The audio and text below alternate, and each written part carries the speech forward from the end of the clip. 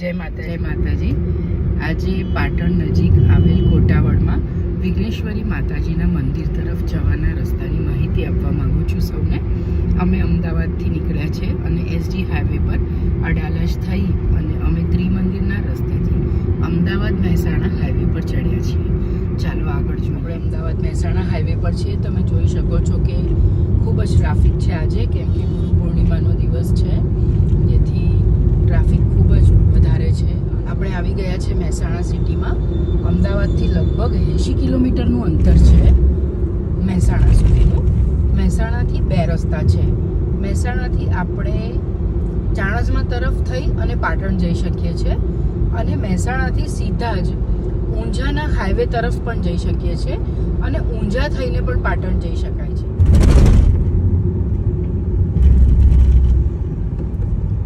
જુઓ, આ મહેસાણાના રોડ ઉપર આગળ વધતા ચાણસ્મા તરફ વળવાનું બોર્ડ પણ આવે છે. રાધનપુર, પાટણ અને ચાણસ્મા લેફ્ટ સાઈડ પર. આ ચાર રસ્તેથી ડાબી તરફ વળવાથી ચાણસ્મા થઈ અને પાટણ જઈ શકાય છે, અને આપણે જઈશું સીધા રસ્તે ઊંઝા તરફ. આ કોવિડ વેક્સિન વાળા સર્કલને યાદ રાખી લેવું.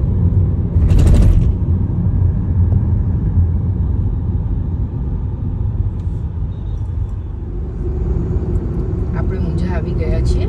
આ જે બાયપાસ રોડ દેખાઈ રહ્યો છે, બ્રિજ, તે ઊંઝા તરફ લઈ જાય છે, અને આપણે નીચેના રસ્તા પર જવાનું છે.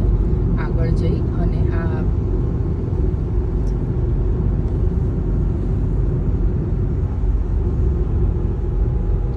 અહીંયાથી આપણે બ્રિજની નીચેનો રસ્તો લેવાનો છે, જેથી કરીને આપણે ચાર રસ્તેથી પાટણ તરફ ડાબી બાજુ વળી શકીએ.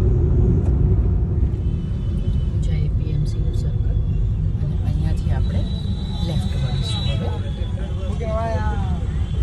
પાટણ તરફ, ઊંઝા પાટણ રોડ.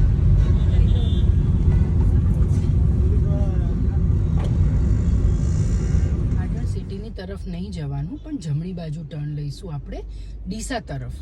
પાટણથી કોટાવડ લગભગ 13 કિલોમીટરના અંતરે આવેલું છે. ડીસા હાઈવે પર આપણે પાટણથી ડીસા તરફ જઈ રહ્યા છે. અઘાર ગામ આવે ત્યાંથી જમણી બાજુનો ટર્ન આવે છે, જે હું હવે તમને દેખાડું છું. આ છે અઘાર ગામનો રસ્તો ડાબી તરફ, અને આપણે અહીંયાથી વળવાનું છે જમણી તરફ, કોટાવડ તરફ. અહીંયા એક બોર્ડ પણ મારેલું છે, યાત્રાધામ કોટાવડ તરફ માતાજી. અને આ આપણે વળી ગયા છીએ અંદર, જ્યાં વામૈયા અને ગુલવાસણા તરફ આપણે જઈ રહ્યા છીએ.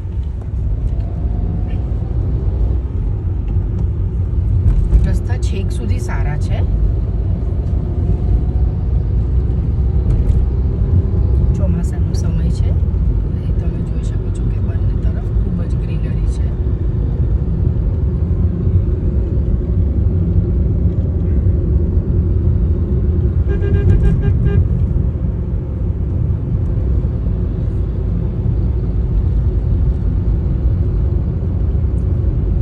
અઘારથી અંદર વળ્યા પછી લગભગ 6 કિલોમીટર બાકી રહે છે.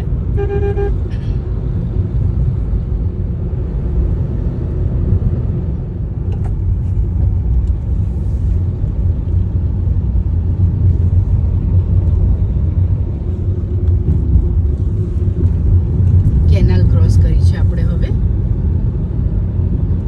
કેનાલ પછી પણ થોડું સીધા જવાનું છે. હજી 3-3.5 કિલોમીટર પસાર કર્યા બાદ આપણે અહીંયાથી લેફ્ટ ટર્ન લેવાનો છે. અહીંયા પણ બોર્ડ મારેલું છે, જે તમે જોઈ શકો છો.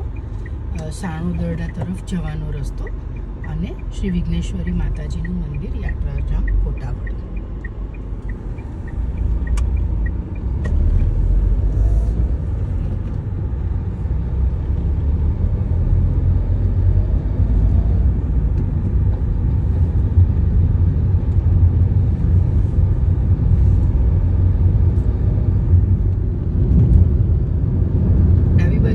પછી લગભગ 3 કિલોમીટરનો રસ્તો છે. આ કોટાવડ ગામનો દરવાજો, ગેટ આપણે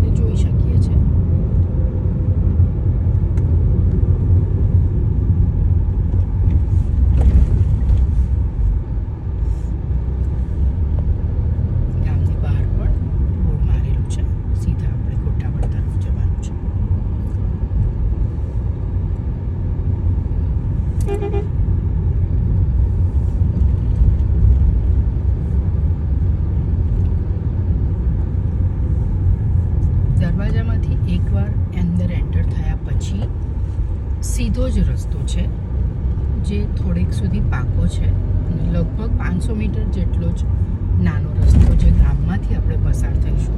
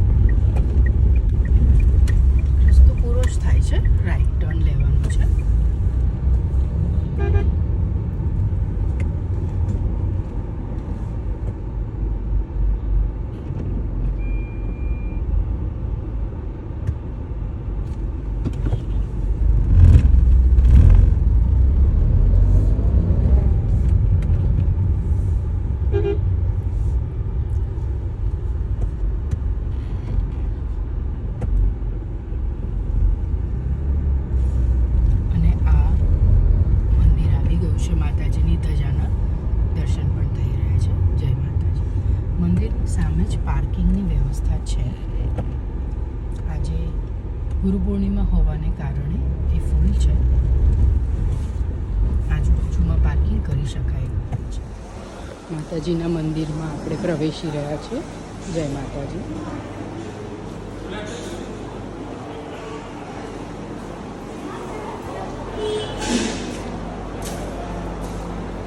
મંદિરનું પ્રાંગણ ખૂબ જ મોટું છે.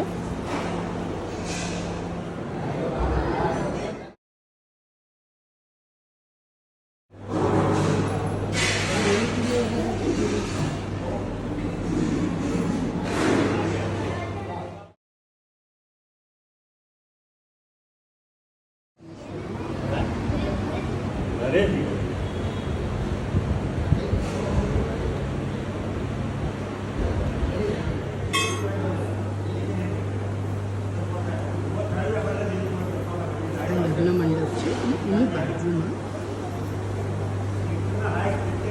રસોડાની વ્યવસ્થા છે અને દર પૂનમે અહીંયા જમણવાર હોય છે જે દરેક પૂનમના દાતાશ્રી અલગ અલગ નક્કી કરેલ હોય એ પ્રમાણે બને છે.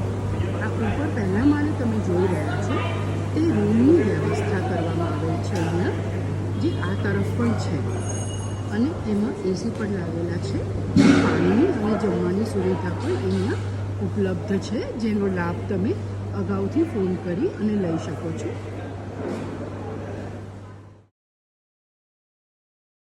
માતાજીનું કાર્યાલય છે અહીંયા, જ્યાં મેનેજરના સાથે તમે વાતચીત કરી અને દાન વગેરે નોંધાવી શકો છો. માતાજીને ચઢાવેલી સાડી પણ લઈ શકો છો.